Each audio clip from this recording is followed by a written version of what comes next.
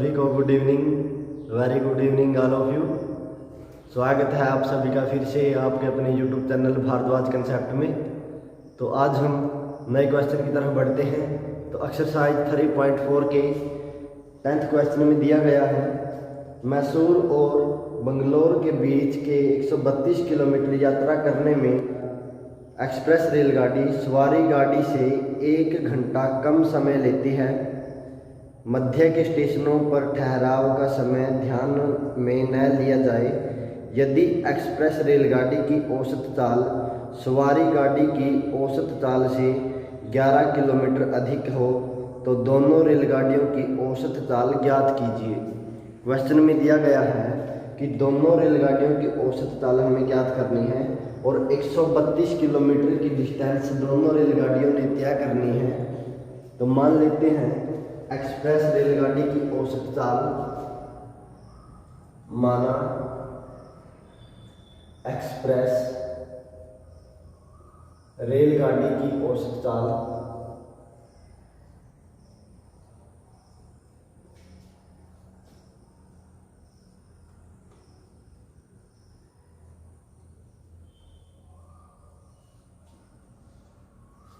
x kilometre प्रति घंटा,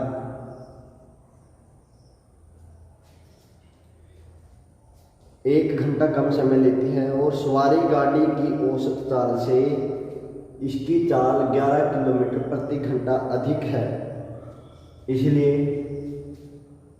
सवारी गाड़ी की औसत चाल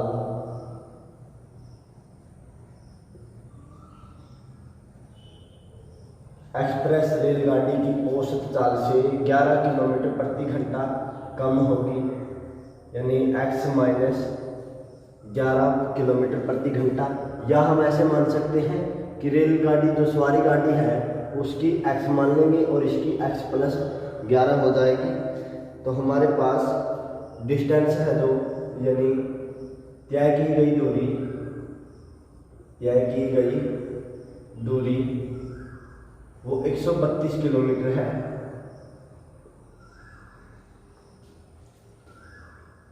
सवारी गाड़ी से एक्सप्रेस रेलगाड़ी 1 घंटा कम लेती है, माना। तो यहां पर लिखेंगे हम एक्सप्रेस रेलगाड़ी द्वारा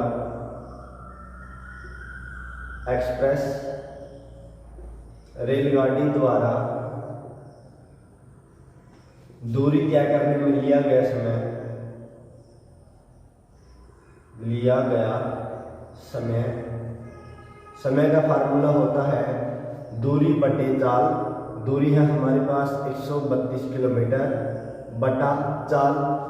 एक्सप्रेस रेलगाड़ी की चाल है हमारे पास x किलोमीटर प्रति घंटा, यानी एक्सप्रेस रेलगाड़ी द्वारा लिया गया समय है 132 बटा x।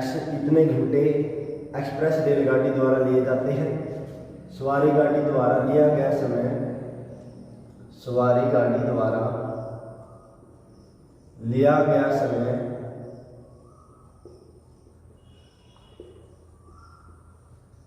वो होगा दूरी बटा चाल।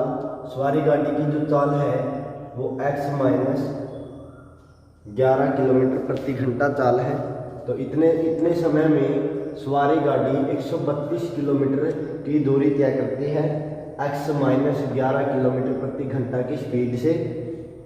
तो हमारे पास क्वेश्चन में दिया गया है, यदि एक्सप्रेस रेलगाड़ी की चाल सवारी गाड़ी की चाल से 11 किलोमीटर प्रति घंटा अधिक है तो 1 घंटा कम समय लेती है। सवारी गाड़ी से 1 घंटा कम समय लेती है, यानी ये समय कम है और ये समय अधिक है।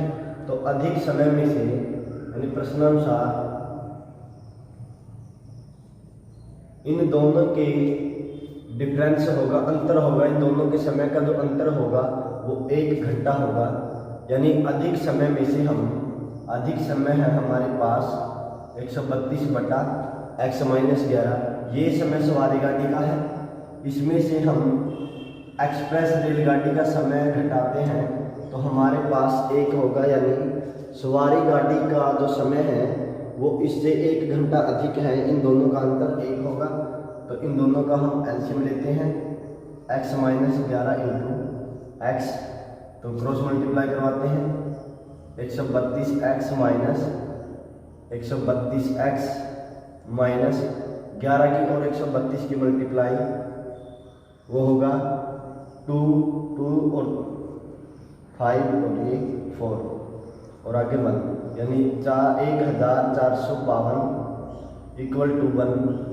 तो क्रॉस मल्टीप्लाई यहाँ से हम, इसके नीचे भी 1 है, तो यहाँ से इसकी क्रॉस मल्टीप्लाई करवाते हैं तो x इंटू एक्स ये हो जाएगा x square minus 11x into 1। जब 1 के साथ मल्टीप्लाई करवाते हैं तो वही संख्या होगी, 132 में से 132 कैंसिल हो जाएगा, माइनस 1452। तो यहाँ से हमारे पास द्विघात समीकरण बनती है, माइनस है जो प्लस हो जाएगा इक्वल टू 0। तो यहाँ से हमारे पास ये द्विघात समीकरण है और इसको आप फैक्टराइजेशन से सोल्व करो या फिर क्वाड्रेटिक इक्वेशन से इसको सोल्व करते हैं। क्वाड्रेटिक फार्मूले से द्विघात या द्विघाती सूत्र द्वारा x equal to minus B plus minus B square minus 4ac by 2a।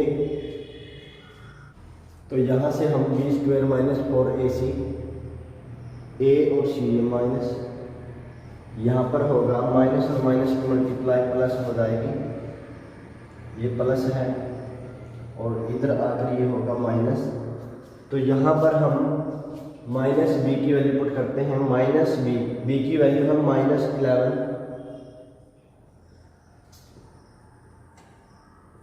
Plus minus B square minus 11 का स्क्वायर होगा 121 minus 4 into A into C. A की वैल्यू यहाँ पर है 1, सी की वैल्यू यहाँ पर है माइनस 1452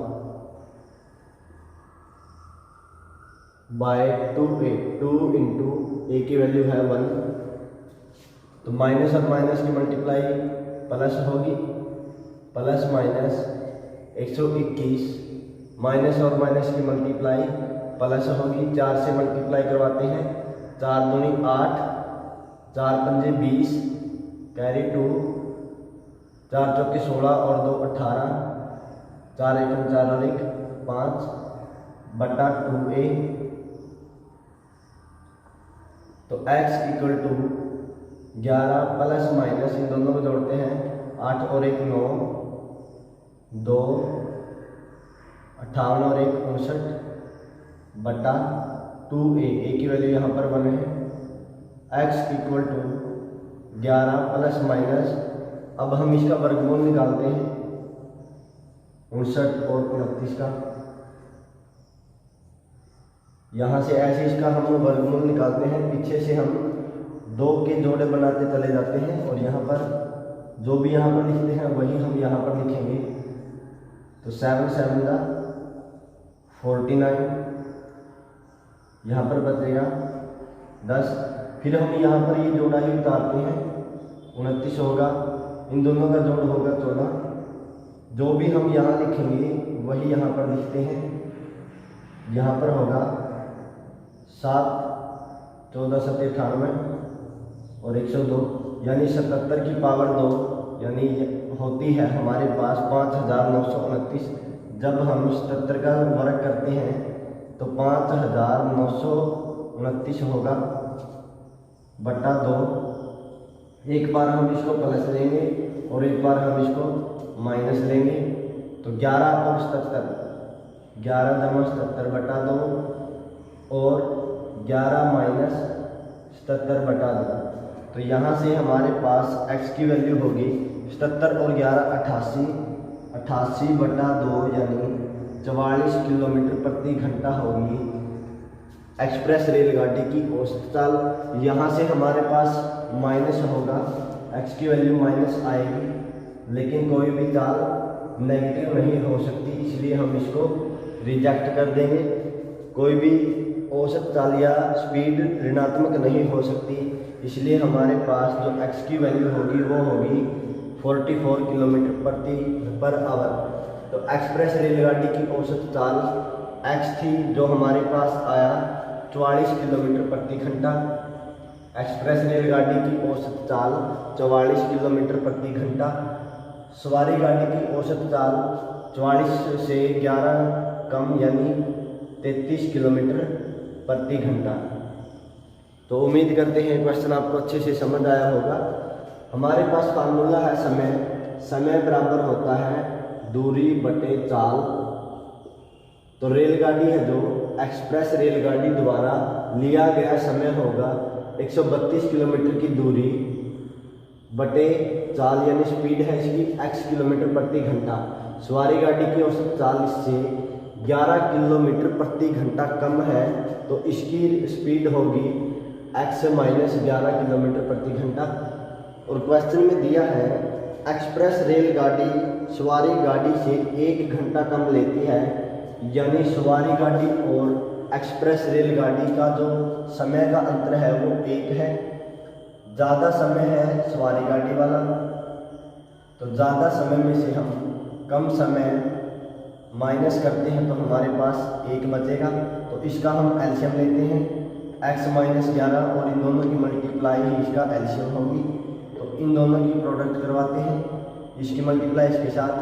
जब हम 132 की मल्टीप्लाई x माइनस 11 से करते हैं, यहाँ पर बाहर माइनस है, माइनस और प्लस ये होगा माइनस 132x, माइनस की और माइनस की मल्टीप्लाई करवाएंगे तो प्लस 132 गुणा 11 होगा, और 132 की और 11 की मल्टीप्लाई होगी 1452।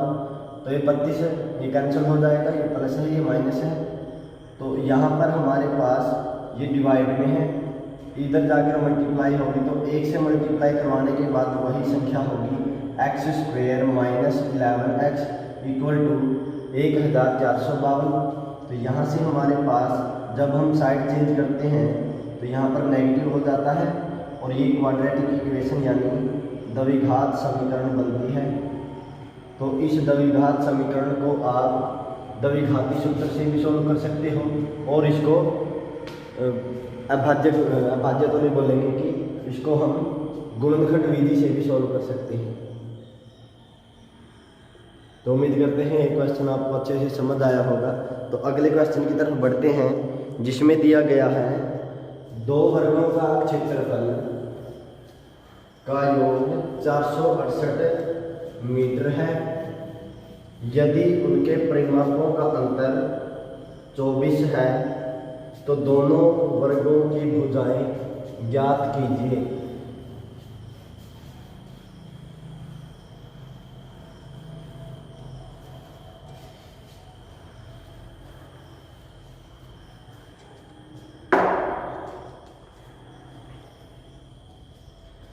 माना पहले वर्ग की भुजा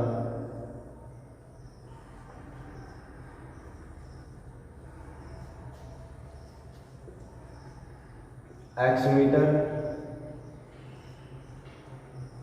दूसरे वर्ग की भुजा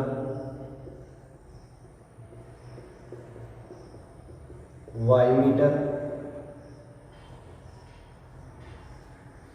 तो पहले वर्ग का जो परिमाप होगा, पहले वर्ग का परिमाप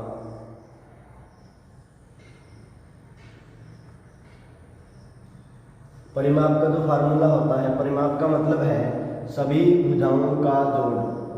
तो ये हमारे पास वर्ग है जिसकी सभी भुजाएं बराबर होती हैं और प्रत्येक कोण 90 डिग्री का होता है, और दोनों विकर्णों की लंबाइयां भी बराबर होती हैं। तो हमारे पास यदि एक भुजा x है तो सभी भुजा यानी बराबर होंगी, और सभी का जो जोड़ होगा x जमा x जमा x जमा x यानी 4x हो जाएगा। दूसरे वर्ग का जो परिमाप होगा वो 4y, दूसरे वर्ग का परिमाप 4 × वाई यानी 4y। तो पहली कंडीशन में दिया है वर्गों का क्षेत्रफल, और क्षेत्रफल होगा पहले वर्ग का क्षेत्रफल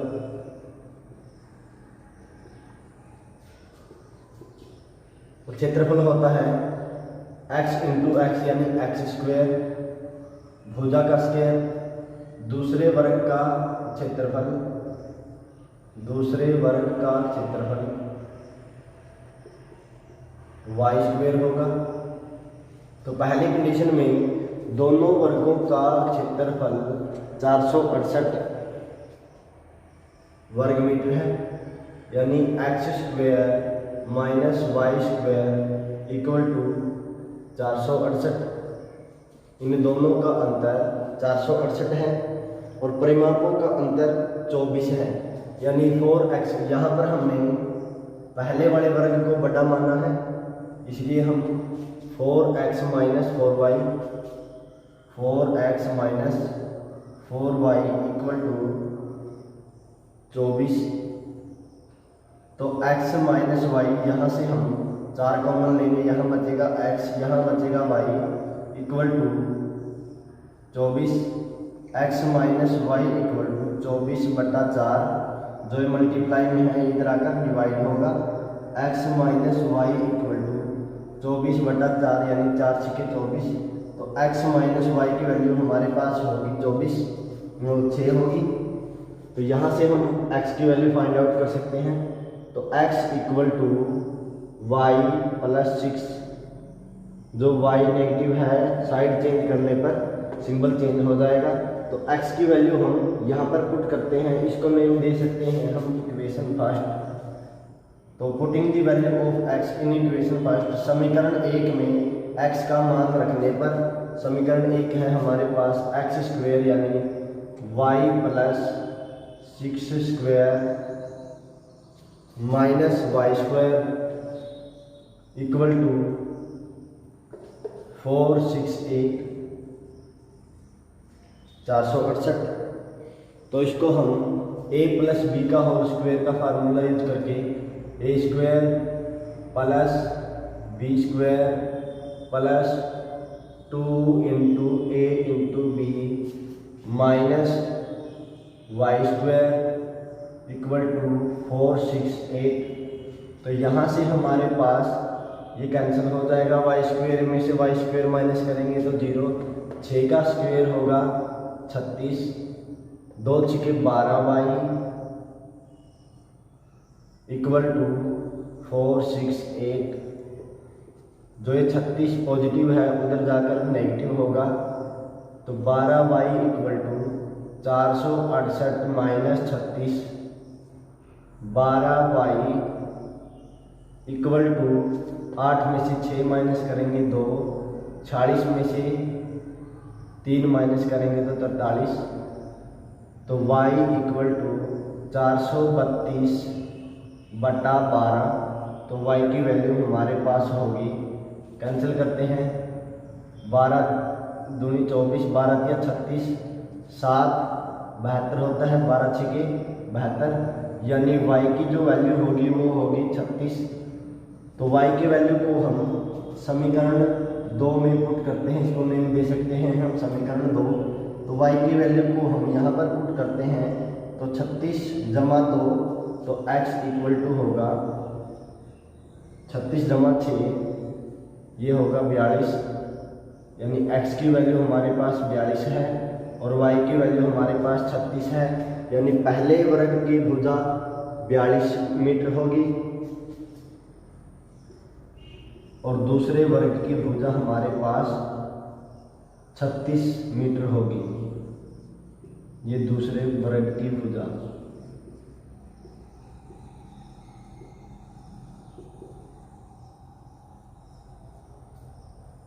हमारे पास दिया गया था पहली कंडीशन में कि दोनों दो वर्गों का अंतर 468 है। मान लेते हैं पहले वर्ग की भुजा x मीटर है, दूसरे वर्ग की भुजा y मीटर है। तो पहले वर्ग का क्षेत्रफल होगा भुजा का स्क्वायर यानी x का स्क्वायर, दूसरे वर्ग की भुजा y है तो y का स्क्वायर, तो इन दोनों का अंतर 468 है। तो यहाँ से और दूसरी कंडीशन में हमारे पास दिया है पहले वर्ग का और दूसरे वर्ग का जो परिमाप है उनका अंतर 24 है। तो इन दोनों का अंतर 24 होगा। तो यहाँ से हम 4 कॉमन ले सकते हैं, यहाँ बचेगा x, यहाँ बचेगा y इक्वल टू 24। तो 4 जो मल्टीप्लाई में है x माइनस वाई के साथ वो उधर जाकर डिवाइड होगा। x माइनस वाई की वैल्यू होगी 4 6 24 यानी 6 के बराबर। तो x की वैल्यू यहाँ से हम फाइंड आउट कर सकते हैं 6 जमा वाई यानी y जमा 6 लिख सकते हैं। तो y जमा 6 को हम x के स्थान पर रखते हैं इक्वेशन फर्स्ट में। तो हमारे पास यहाँ से फार्मूला बनता है a जमा बी का होल स्क्वायर, जो हमारे पास होता है a square plus B square plus 2 into A into B यानी 2ab। तो यहाँ पर फार्मूला अप्लाई करते हैं a square plus B square plus 2ab। तो 6 का वर्ग होगा 36। वाई स्क्वायर माइनस है, वाई स्क्वायर प्लस है, कैंसिल हो जाएगा। 36 जमा 2 6 के 12 वाई बराबर 468। 12 वाई ये जो 36 पॉजिटिव है यानी धनात्मक है, इधर आकर माइनस होगा। 468 में से 36 माइनस करेंगे तो 432। वाई के साथ 12 गुणा में है, इधर आकर भाग में होगा। तो जब हम 432 को 12 से विभाजित करते हैं 12 या 36, हमारे पास बचेगा 7, उतारते हैं 2 तो 12 6 72। तो हमारे पास होगा 36 यानी y की वैल्यू होगी 36। तो y की वैल्यू को हम समीकरण 2 में पुट करेंगे तो 36 जमा 6 यानी 42 होगा। तो इस प्रकार हम वर्ग की दोनों वर्गों की भुजाएं ज्ञात कर सकते हैं। पहले वर्ग की यानी बड़े वर्ग की भुजा होगी 42 मीटर और छोटे वर्ग की भुजा होगी 36 मीटर। तो इस प्रकार हम इस क्वेश्चन को आसानी से कर सकते हैं। उम्मीद करते हैं क्वेश्चन आपको समझ आए होंगे और अपनी 4.3 एक्सरसाइज कंप्लीट होती है। तो अगली एक्सरसाइज हम नेक्स्ट वीडियो में करेंगे, नेक्स्ट क्लास में करेंगे।